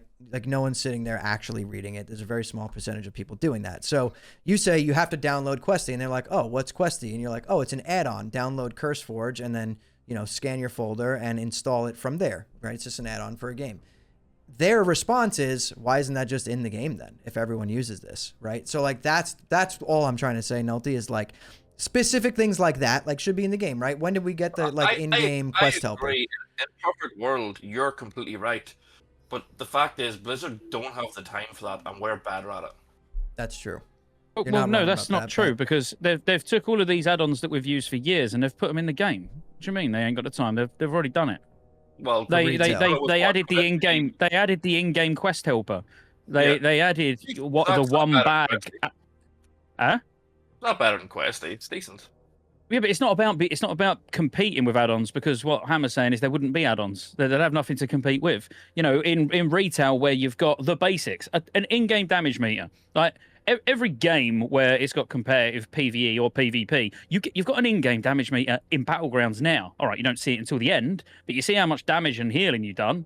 You know, that tracking feature of what we're doing is literally in TBC Anniversary now. And it's in Classic era. It's everywhere, you know. So just expanding that the exact same way the retail version of the game has. For me, those basic things, those tools should be given to you straight away. And I think they've gone the right direction with retail, actually, and I'd like to see more of it. I think for me personally, this is something so basic that I just thought of, but so simple. Swing timers for like melee and also hunter and stuff like that. If they were to add their own in core house swing timer, I wouldn't mind that at all. I think it's a big deal though to like actually see your character swinging, because for warriors, it's very important to like know when to like stop swinging for a second to like switch maybe your stance dancing for something else, and you have to focus on another priority. I also think too, like even rep paladins with seal twisting, you have to like, if that's still a thing, in Classic Plus. But if it's still a thing, like seal twisting is a big ordeal. Like it's very depending on a 0.4 swinger, and if you twist it properly or not, you can miss that. If there's no swing timers anymore and they totally got rid of that class's damage goes down the drain even more than it already has, and originally in vanilla as it is as a rep paladin. So what I'm saying is that swing timers, if they were to remove it, they would have to add their own in-core element, just like you guys were talking about with any other element. I personally wouldn't mind their in-house stuff. I don't care about a lady speaking to my ear telling me to move left and right every 5 seconds. I'm good on that, but whatever they want to do that at least makes the experience of this iteration of Classic feeling fresh. It's hip, it's new, it's explorative, and it has way more cooler things to do this time around. I'm all for it, man, because I love vanilla, I love TBC, and I'm looking forward, if RAF or whatever happens.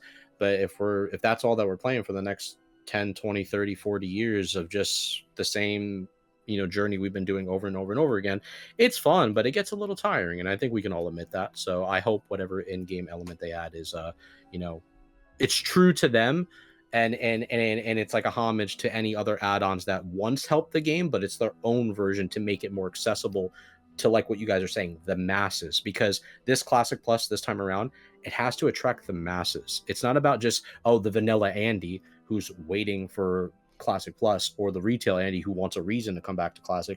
It's about the new customer as well. Like, how can the new person, like Hammer was just talking about before, he literally just had to tell a guy to set up 20 add-ons with his, car insurance and, a bunch of 6 identification points in order to play TBC. That's ridiculous. Like, download this Foji pack, download this Weak Aura, download this, download that. Oh, you don't know this ability? Well, you got to go to CurseForge. It's like, oh my God, bro. Like, after some point, when is it just in-house, and I could respect that if Blizzard wants to do that for Classic Plus. Yeah, and I don't think you need to, obviously Hammer was going the extreme end of removing all add-ons. I don't even, I wouldn't want that. Like I said, I'd settle for us just aesthetic only add-ons, but, things like swing timers, stuff like that. But my point more was that the basics should just be built into the game. No, for sure. An in-game damage meter, edit mode's great. I love edit mode. It's something, it would be weird to go into Classic Plus without it, in my opinion now. So yeah, it's more the basics. So people still use LVI, so yeah, I'm a big LVI and people can guy. use LVI, but there'll be a lot of people that also don't. It's not about, like I say, for me, it's not about completely erasing add-ons. Like, if you want to use LVI, that's aesthetic, cool. You want to use bartender instead of edit mode, crack on. Use whatever. But having the basics in the game for people that don't want to use add-ons, like Go. I imagine they will anyway. It makes no sense that they've got all that development done and they don't put it in. Yeah, same with the auction house. What both. Tello said. I reckon we'll have the retail auction house, and I think we should. It makes sense. I think they do both, where they allow the vanilla player base to you want to have a checkbox. You want to just use your add-ons. All right, you uncheck this. You use whatever add-on you want. You want to use our in-core stuff that we've been working for new players, and you can complete the raids with these add-ons as well. And it's nothing that's too like revealing, but it's just enough to get you through it. Use our in-house stuff that we want to use, and then you please both sides, and there you go. Case solved. Yep. Okay. Well, look, what we're going to have to do, because we've already gone over, and I know, Go's definitely going out anyway. So I'm trying to get up and go. Yeah. Yeah, I don't want to keep us here any longer. So we have got a few more bits that we will talk about, but we'll save it for next week. So we'll cut if everybody can make it, great. It'd be nice to keep it to the same people if we can. If not, then we can sub someone else in, whatever. But next week we'll cover PvE, so raid sizes, PvP. Any more quality of life systems we want to talk about, itemization, power creep, professions in a bit more detail. Like, there's tons. We could probably sit here for about another 3 hours. So instead, we'll just break it into 2.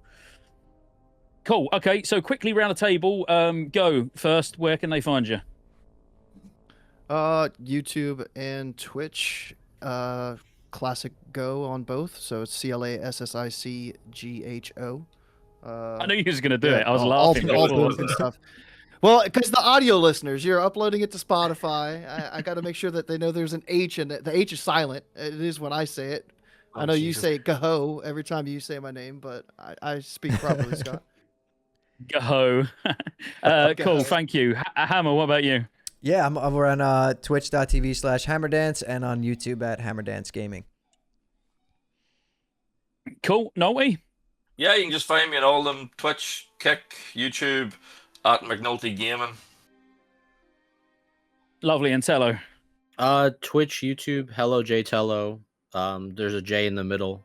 It's for security reasons. But yeah, HelloJTello. That's the reason. Yeah, for sure. Lovely. Well, thank you guys. And everybody else, if you want to watch this podcast live every Monday, 10 p.m. UK time, we're over on kick.com/Scottejaye, and the other guys, some of them will stream it on their own platforms as well. So you can just check around and see what one you want to watch. And until next week, peace out. Adios. Peace.